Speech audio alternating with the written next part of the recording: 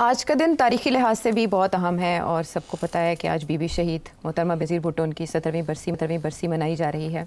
और इसके अलावा भी जो स्टेटमेंट्स हैं पॉलिटिशियंस की तरफ से, मुज़ाकरात की बातें जारी हैं, मैनी अदर थिंग्स, वो अपनी जगह पर अहम हैं। आज हम आन जहानी वज़ीर-ए-आज़म, भारतीय वज़ीर-ए-आज़म मनमोहन सिंह को भी याद करेंगे, उनकी भी बात करेंगे कि उनके असरात मॉडर्न इंडिया पर क्या हैं आज उनकी पॉलिसीज़ के।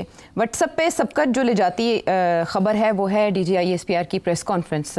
फ़ौजी अदालतों से सज़ाओं के बाद जो 2 प्रेस रिलीज सज़ाओं के हवाले से आए और उसके बाद आज की प्रेस कॉन्फ्रेंस आई, तो बहुत ज़्यादा क्यूरियोसिटी के साथ देखा जा रहा था कि किस पहलू के बारे में DGISPR बात करेंगे। तो उन्होंने तकरीबन हर पहलू को जो मुल्की सलामती से रिलेटेड है उसको टच किया। उसमें अफ़गानिस्तान भी आ गया, कुरम एजेंसी के मामलात भी आ गए, फिर हुकूमती जो मुज़ाकरात चल रहे हैं इमरान खान साहब की पार्टी के साथ वो वाले मामलात भी ज़र बहस आए। फिर मिलिट्री ट्रायल्स के हवाले से भी सवाल किए गए। जनरल टाइट फैज़ की जो ट्रायल चल रहा है उस पर भी क्वेश्चनिंग हुई। उन्होंने कहा उस पर तज्ज़िये से और जो तबसरे हैं उनसे गुरेज किया जाए।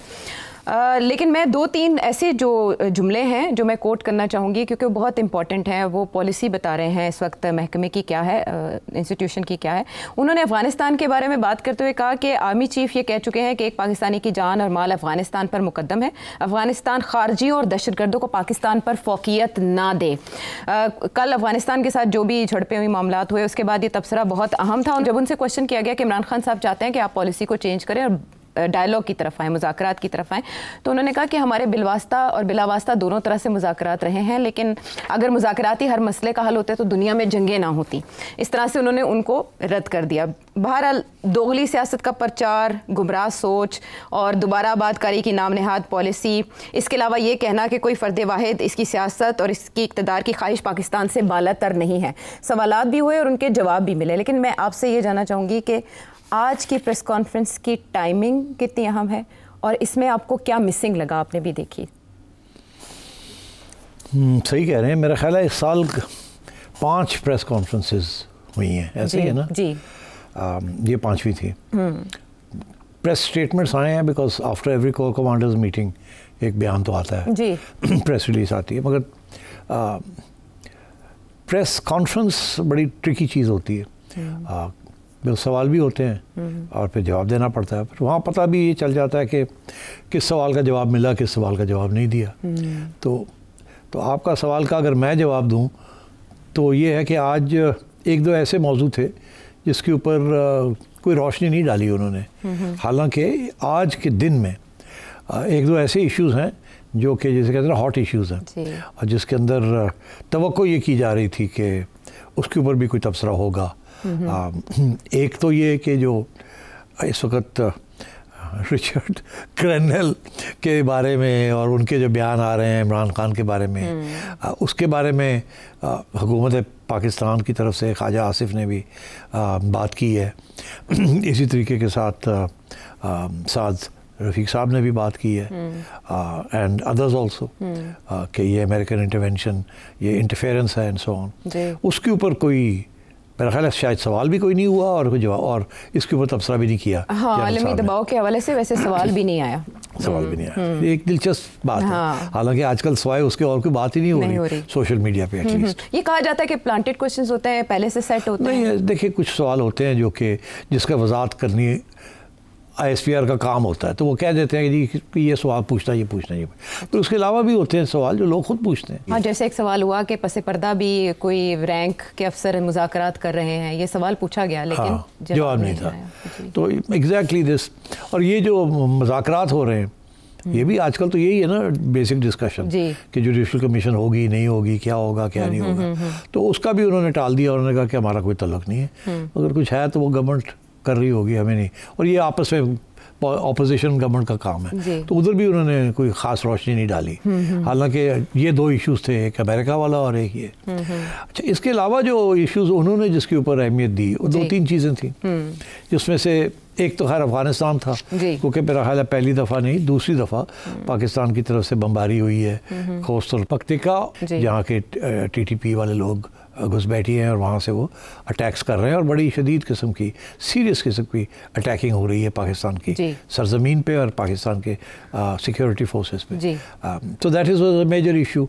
उसके ऊपर उन्होंने बात ज़रूर कही है और ये भी कि जी अफ़गानिस्तान गवर्नमेंट को हमने बहुत दफ़ा कहा है, TTA वाली गवर्नमेंट को, कि कुछ करें मगर वो कुछ नहीं करते, और फिर इसलिए we had to take action.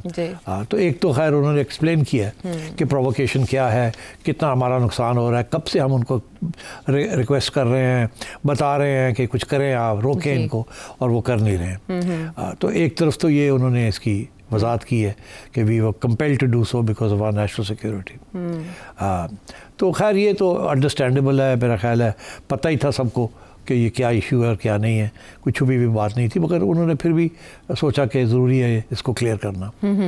दूसरी बात जो उन्होंने कही है, जो कि मुझे बड़ी इंटरेस्टिंग लगी है, और कि उन्होंने काफ़ी हार्ड लाइन ली है पीटीआई के ख़िलाफ़।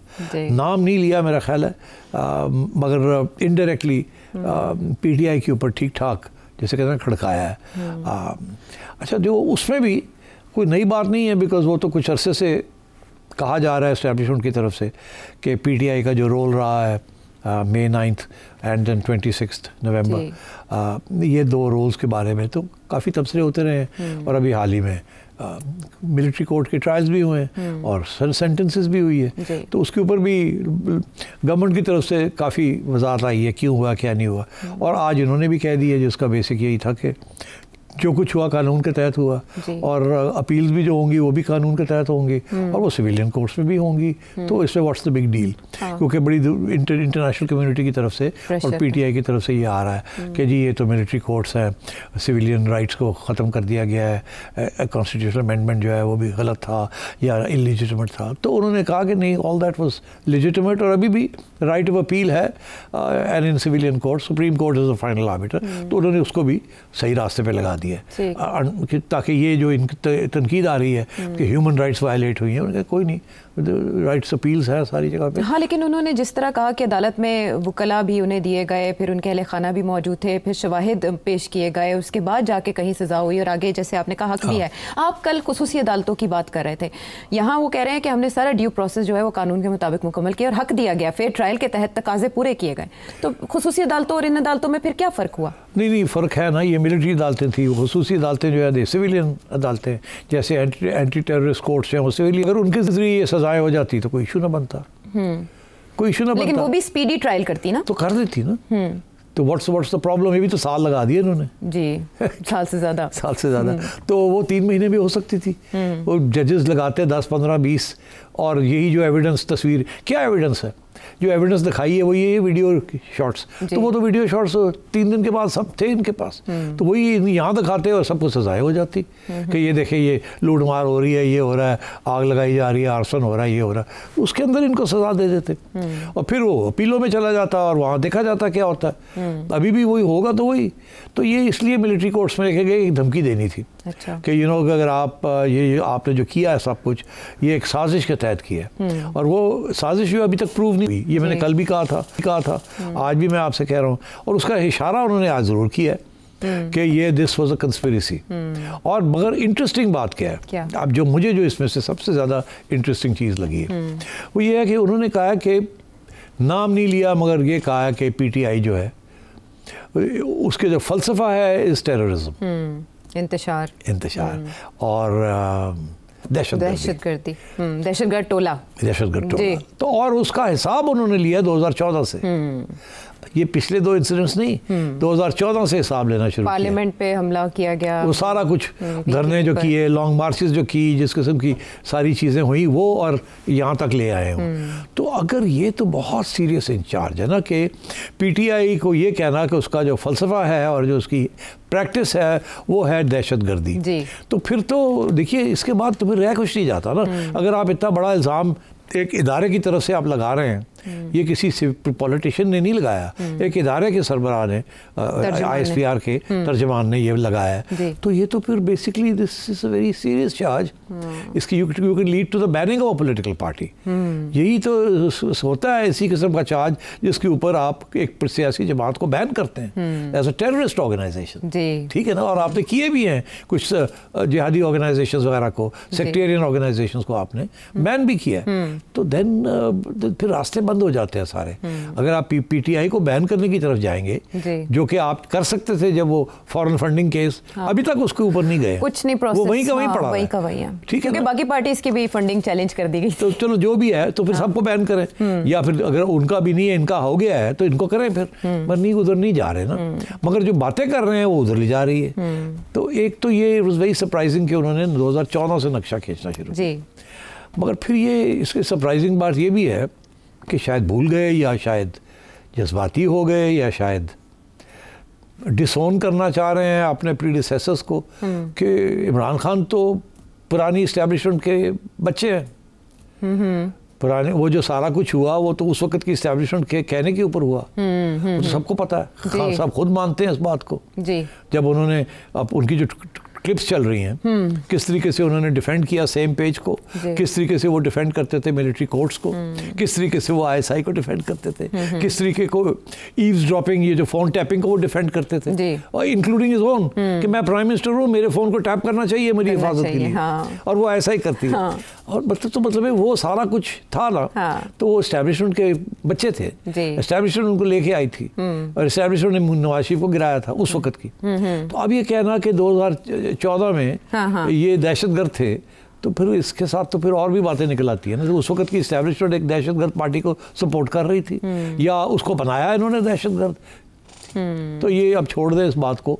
मैं समझता हूँ कि इसकी ज़रूरत नहीं थी उधर जाने की, और इतनी गहराइयों में नहीं जाना चाहिए, फिर आपके ऊपर और सवाल खड़े हो जाते हैं। लेकिन तालिबान के हवाले से पॉलिसी का भी तो जिम्मेदार, तो फिर अब आइए आप तालिबान के ऊपर, फिर आप जैसी ख़वातीन ये सवाल पूछ लेती हैं कि जी ये तो जो पॉलिसी थी, ये जो पॉलिसी थी उनको यहाँ सेटल करने की या रिहेबिलिटेट करने की, तो ये तो पिछली एस्टैब्लिशमेंट की पॉलिसी थी। और जिन साहब को आपने इस वक्त जिसके खिलाफ आप कोर्ट मार्शल प्लानिंग कर रहे हैं, जनरल फैज़ हमीद, उस वक्त की इंटेलिजेंस एजेंसीज जो थी, और जो आर्मी चीफ थे, और जो आर्मी हाई कमांड थी, because ISI is not an independent organisation, तो then they are responsible for the crisis of Afghanistan. ठीक है ना। हाँ, लेकिन उसमें पहलू ही है सिर्फ माजरत कतगलामी की, वो कहते हैं कि जो आज भी उनसे मुज़ाकरात की बात कर रहे हैं, आज भी जब इतने हमले हो चुके, तो ये बात जाहिर करती है कि 2021 में इन्हीं की पॉलिसी की वजह से ये आज का मसला है, क्योंकि आज भी इमरान खान उनसे तो मुज़ाकरात की बात कर रहे हैं ना। वो कह रहे हैं कि आप अटैक ना करें, आप उनसे बात करें। देखिए, मुज़ाकरात की बात नहीं है, बात ये है कि आप टेररिज्म छोड़ दें। मुज़ाकरात किसके ऊपर करेंगे आप? मुज़ाकरात तो पता है आपको कि 2008 से लेके 2016 तक या 18 तक 14 मुज़ाकरात हुए थे, नेगोशिएटेड सेटलमेंट्स। तो ये तो it's a history of capitulation, कि बातचीत करके इनको रोकने की कोशिश की गई। और एक ज़माना ये भी था कि इनको कहा जाता था कि ये अच्छे मुसलमान हैं, मगर थोड़े मिसगाइड हो गए हैं। अच्छा, misguided. Good Taliban, bad Taliban आगे थे। हाँ, कि ये अच्छे तालिबान में से हैं, ये बैड तालिबान नहीं है। ये हमारे हैं ना, तो अच्छे तालिबान है। पता लगा कि वो अफगान जो थे वो इतने बुरे नहीं थे, हमारे ही बुरे निकले। बहरहाल वो बात की बात है। हाँ, लेकिन सिर्फ इमरान खान साहब के सर पे ये इल्ज़ाम धरना, हाँ, तो ये गलत है। अच्छा। ये उस वक्त इमरान खान साहब तो सिर्फ स्पोक्समैन थे एस्टैब्लिशमेंट के। अच्छा। तो ये एस्टैब्लिशमेंट की पॉलिसीज़ थी, खान साहब के बस की बात नहीं थी ऐसी पॉलिसीज़ बनाना। उनका तो कोई दिलचस्पी भी नहीं थी फॉरेन पॉलिसी के अंदर। वो तो सिर्फ एक चोरों के पीछे पड़े हुए थे और उनका कोई इंटरेस्ट नहीं था किसी चीज़ में, ना फॉरेन पॉलिसी में था, ना इधर था, ना उधर था। अच्छा। उनका तो 1 पॉइंट एजेंडा था, to create a 1 party system, work with the army as your right hand, और उनके जरिए सारा कुछ करवाएं और सब कुछ छुट्टी करा दें और एक डिक्टेटरशिप कायम करें। इसीलिए तो वो 4 घंटे के लिए 5 घंटे के लिए जाते थे दफ्तर, एक कैबिनेट मीटिंग करके घर आ जाते थे। He was not interested in running a government, he was interested in knocking out everybody else. तो इसीलिए तो इल्ज़ाम लगता है ना कि फाशिस्ट थे वो। बहरहाल वो अलग बात। अब आइए कि तो ये सारी चीज़ें खड़े हो जाते हैं सवाल जब आप इस किस्म की बातें करते हैं। मगर अब बात ये है कि Afghanistan is a real issue, PTI is a real issue जी, ठीक। एंड आई थिंक ये दोनों इश्यूज को सही, और अब आगे जाके in my view America is going to become a real issue. But उस पे बात क्यों नहीं की गई आज? तो खैर मेरा ख्याल है वो अच्छा ही है, बात नहीं की गई इन माय व्यू। उसकी वजह ये है कि ये जो वहाँ से बातें हो रही है ना, they are not at the highest level, वो एक पर्सनल लेवल पे हैं, and to respond to them at a high level, institutional level is not a good idea. Foreign office was under pressure, उन्होंने एक बयान दे दिया, उसके बाद चुप कर गए वो, गुड फॉर देम। मेरा ख्याल है डिफेंस मिनिस्टर साहब ख्वाजा आसिफ को कुछ कहने की ज़रूरत नहीं थी, मगर वो भी प्रेशर होगा ना, कुछ तो कहे ना, होता है ना कि वो आपके ऊपर हमला हो रहा है और आप कुछ नहीं कह रहे। प्रॉब्लम ये है कि वो साहब हैं, वो अभी तक ऑफिशियली कुछ नहीं है, अनऑफिशियली होंगे, ऑफिशियली कुछ नहीं है। मगर आसिफ तो ऑफिशियली डिफेंस मिनिस्टर है, and he's supposed to articulate the views of the defense establishment. तो मेरा ख्याल है ख्वाजा आसिफ अगर ना बोलते तो बेहतर था। साद रफ़ीक साहब बोलना चाहते तो बोल लेते, because he is a member of a political party, but he उनके पास ओहदा कोई नहीं है। ऐसे और भी लोग हैं, उनसे कब बात करवा देते, क्योंकि उन्होंने तो जो बात वहाँ की है वो तो किसी ओहदेदार से तो नहीं करवाई ना। तो इसलिए आई थिंक यहाँ थोड़ी सी मिसप्लेस कॉन्क्रीटनेस जिसे कहते हैं वो हो गई।